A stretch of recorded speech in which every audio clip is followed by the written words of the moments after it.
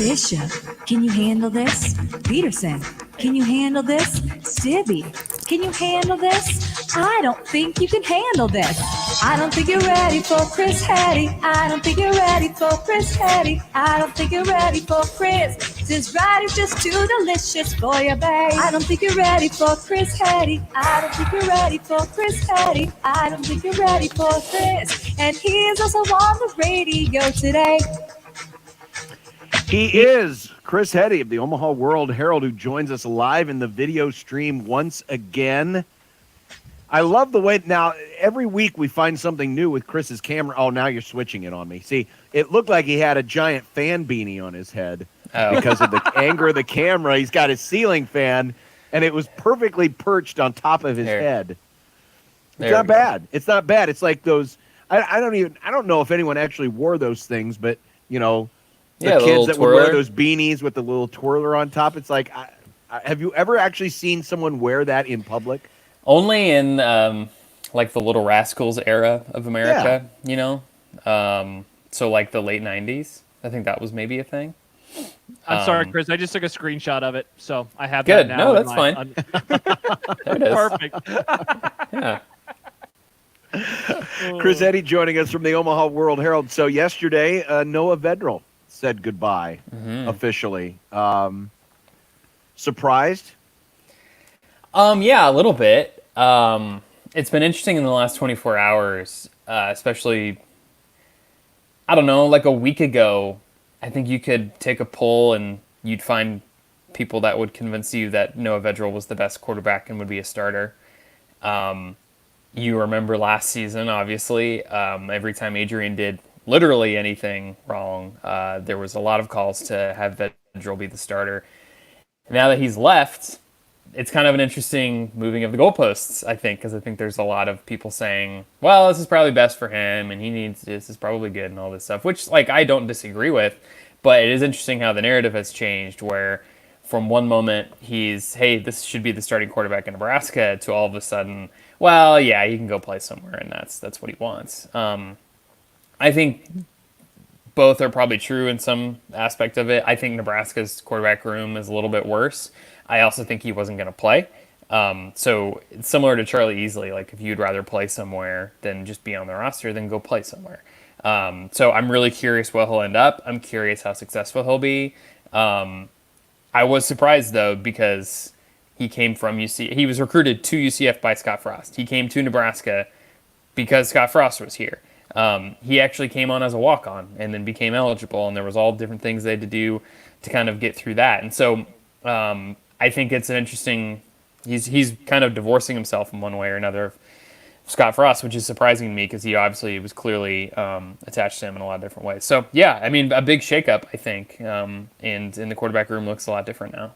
Yeah, I think, Chris, it's interesting because the question from John about being surprised, I think you can take it two ways. On one hand, maybe a little surprised because it is Vedra, noting his background and everything that comes with that. On the other hand, there's been a lot of words written over the last handful of years about quarterbacks and how long they actually stay. And it's basically 50-50, and so I said it a few months ago. You look at the quarterback room, there are 4 guys in the quarterback room. Well, 2 of them most likely are going to transfer and so at some point in time. And so it just ended up that it was him. I guess if you would have asked me this question, though, 2 years ago, I would have been stunned because I thought that he just wanted to come home. Interesting that he now has plans on hopefully starting somewhere else. Yeah, and the other thing, too, is, I mean, Nebraska's in a similar situation quarterback-wise. Does Nebraska this second have a better quarterback room than it did opening day of last year's game, right? You know what I mean? Like, that's the thing I'm starting to think of is, all right, well, we know that Adrian has gotten hurt in games before.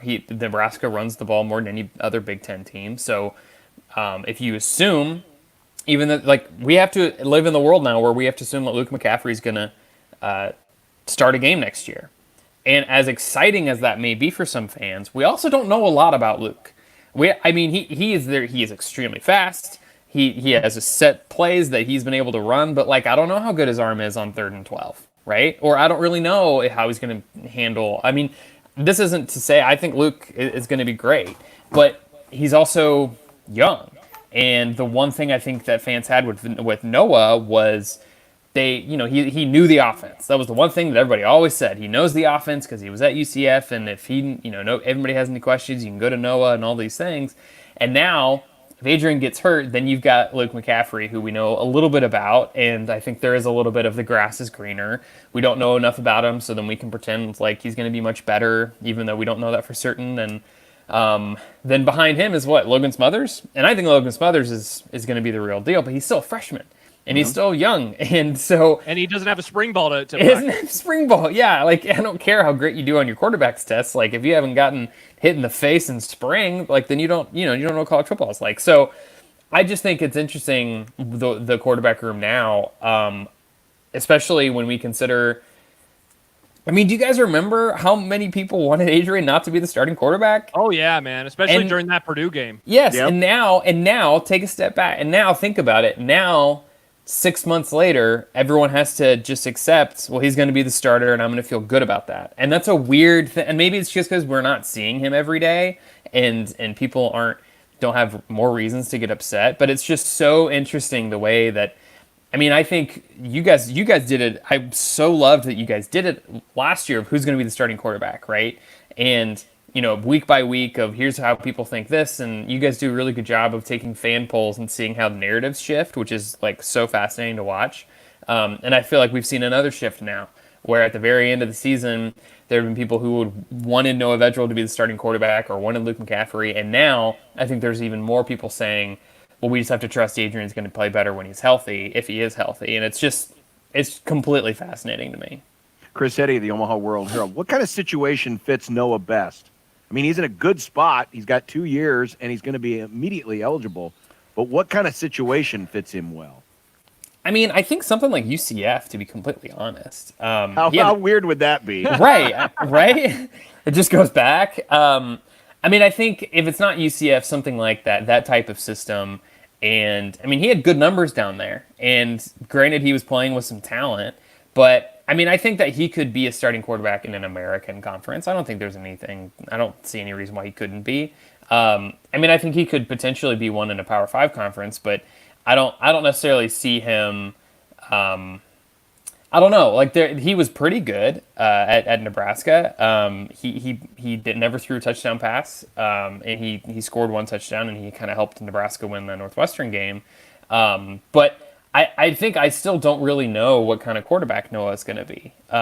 And I would love to see him for a full season. Like basically what we've had so far is a little bit whenever he was a freshman at UCF, all of a sudden he's eligible a little bit in one season, and then he comes in a little bit in another one. So I'm curious what a full season looks like. So my hunch is generally go to a lower tier school and start. And if you have a lower tier school, that's a lower tier school, but better in the conference. You know what I mean? Like, like is actually like functional and organized. I think he would succeed in something like that. Because I think if he goes to another Power 5 school, because what we know now is he wants to play, right? So if he goes to another Power 5 school, you have to assume that he's going to beat out somebody, and that's just kind of another thing. So I could see him going to not necessarily UCF, but a team like UCF in one of those types of conferences. Chris, you gave us props on poll questions. I'll give you props as well. You put out one yesterday about Nebraska basketball having a revolving door, because you said at the forefront of the tweet, I asked this because I keep getting emails about it. And so you just asked Husker fans, does it bother you at all? And I was surprised. Almost 2,500 votes, 50% of those voters says, doesn't matter, just win. Now, that's how I would vote if I'm doing this. Did that surprise you? Because I agree that we have seemed to hear a lot of people upset with the way that Nebraska basketball seemingly is now versus what they want a traditional team to look like in that regard. Yeah, I mean, I think I wasn't surprised with that. I was surprised with the other ones. Like, I was surprised that almost 50%, I mean, it's almost 45% have some type of issue with it. And it's interesting because there was a lot of really valid responses too. I mean, most of what people said to me, the emails I get are basically people being like, Fred and Matt Abdelmassey don't know what they're doing, which is like factually incorrect because they've done it before. But I keep getting those emails. It's like, is this just, because sometimes you'll get a lot of those emails, but it's just like the louder, 1%. So I put it out and just kind of see. And a lot of people, what they were saying was, it hurts their ability to get to know the players. Sure. And so they have less of a connection to the program.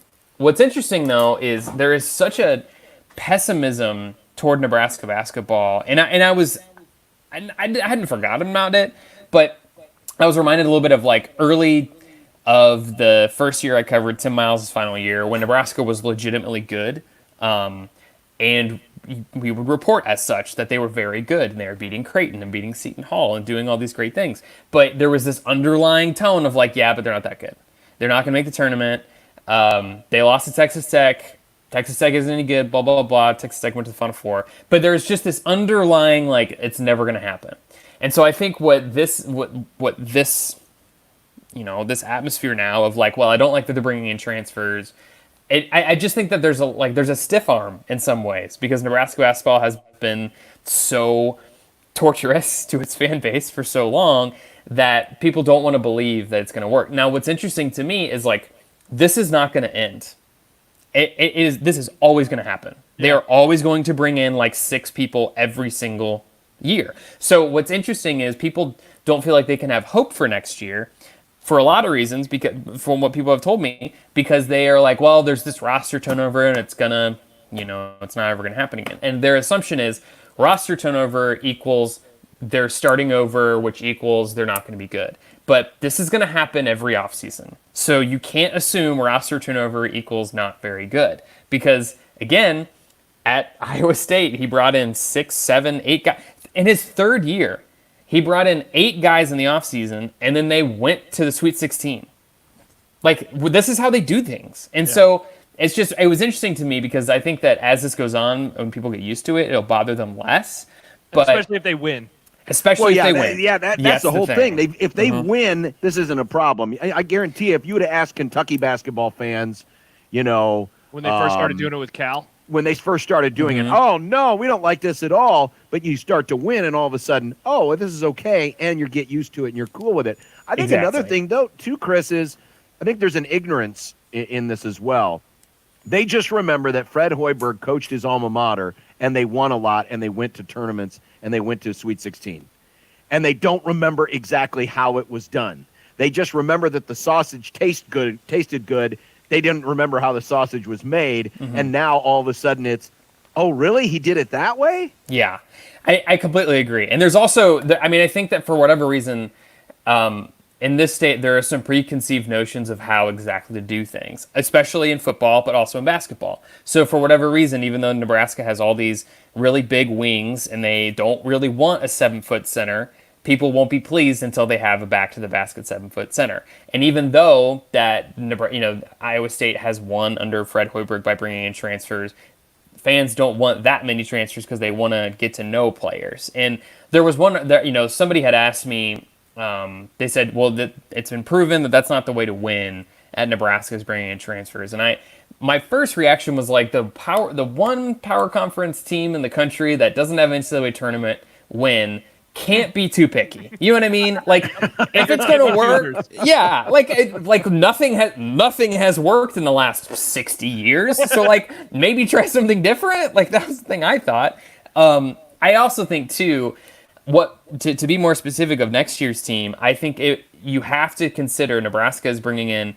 They had 3 guys that sat out last year, and so it's not like you're bringing in a brand new team like last year. They have 3 guys that were there every day in practice that know the offense. That basically you're going to have your point guard in Delano. You're going to have a stretch 4-5 with Derek Walker, and you're going to have a larger wing in Shamil Stevenson. You had that with Teddy Allen, who has played in the Division I basketball level and can succeed there. You also have Lat Mayan, who has also been in Division I level. You have all these guys that have all this experience, and Fred's system is supposed to be set up where you can plug and place. And the fact of the matter was, last year's team was not talented enough to do that. And they weren't versatile enough to do any of the things that Fred Hoiberg wanted to do, and this next year's roster will be. So I think in some ways they're following more of a blueprint, and what we're going to learn, I think, is next year really is year 1, and last year was year 0, and last year was like basically just like you throw your hands up and you move on, and next year I think is where you start seeing, okay, this is what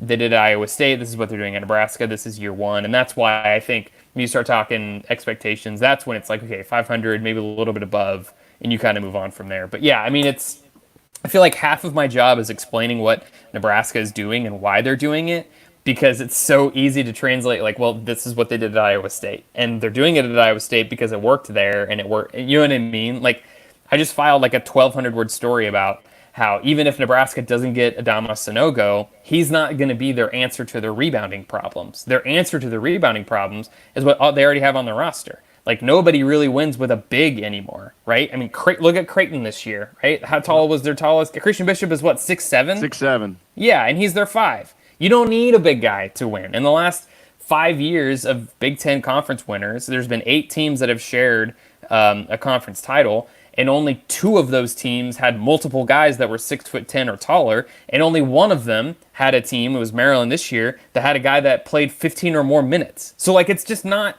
That's not how you... Yeah, well, trust me, I explained it to my wife. Like, she was like, what are you working on today? And I started talking for like 10 minutes, and she was like, so was this a story that you did so much research because you have nothing else to do? And I was like, yes, I know. Too many spreadsheets. But the fact of the matter is, one, Nebraska is going to fix their rebounding issues that way because that's how they did it at Iowa State. You don't play with a big man. And so I think because Fred Hoiberg isn't a Husker like Scott Frost, he has to earn his stripes a little bit more. Scott Frost, and this might make people mad, in some ways has been a failure so far at Nebraska. Mm-hmm. He has 2 losing seasons in a row, right? But hi, Chris, thanks for joining us. But I think people, if you say, I mean, Dirk actually had the tweet yesterday. It was like, hey, if you guys, who do you think is going to have a better winning record in year 3, or Frost, or 2, or Hoiberg? And a lot of people said Frost, even though there's almost no indications that you know what I mean? Like, I would probably pick Fred Hoiberg. So I think that's part of it in some ways too, John, that people are still learning about Fred. I hate you, Stips. We flashed up a graphic that said Chris Heady quote Scott Frost is a failure. No, you're exactly right though. You're exactly right. Okay, thank you. You're exactly right, because that was part of the advantage of the Scott Frost hire, was he can make some of the same mistakes that the people before him made, or do some of the same things, like, and I use the example of talking with the media. Bo Pelini was kind of off-putting to the media. If Bo Pelini had ever said, my family's off limits, people would have excoriated him for it. Scott Frost says, my family's off limits. Everyone said, oh, that's cool. Your family's off limits. Fine. So there is, even though Fred Hoiberg, has some of the pedigree that we've talked about, his grandfather coached here and he grew up a Husker fan and all these other things, he still needs to build some of that cachet. He's still an outsider that a Scott Frost already had. Exactly. Do you think that do you think that if Bo Pelini or Mike Riley had only spoken once in the last couple months for 9 minutes on the radio, that people would be upset about that? Bo, no. Riley, yes. Yeah. Well, I mean, certain parts of the fan base with Bo, no. Certain parts, yes. Mike Riley, people would have been really pissed. You think so? That's interesting. I hadn't even thought of that. And this isn't like, I think we've learned this over the last couple weeks, that coaches that have spoken have usually done very dumb things when they have spoken. Yeah. So I'm not saying he should or should not, but I have thought about that of like, just when you were bringing up things that I'm curious if it was Mike, or if it was Bo, or if it was Bill Callahan, or if it was somebody else like that. I just think Scott, being who Scott is and his background, he gets an inherent, like, we're just going to trust that everything is fine. I mean, if Mike Riley had gone the 2 seasons that he had and hadn't talked to the media, like, it's so interesting, right? And so you copy that with basketball.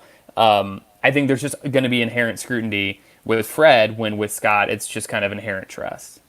Chris Heady, Omaha World-Herald, always great to catch up, and we'll see you next Wednesday. Okay. Thank you, Chris. Yeah, no problem. See you guys. There he is, Chris Heady of the Omaha World-Herald. When we come back, we've got a final 25 or so minutes. We've got to pick our secondary. So we'll try to do that here in the final 25 minutes, our ultimate Husker secondary on 1620 The Zone.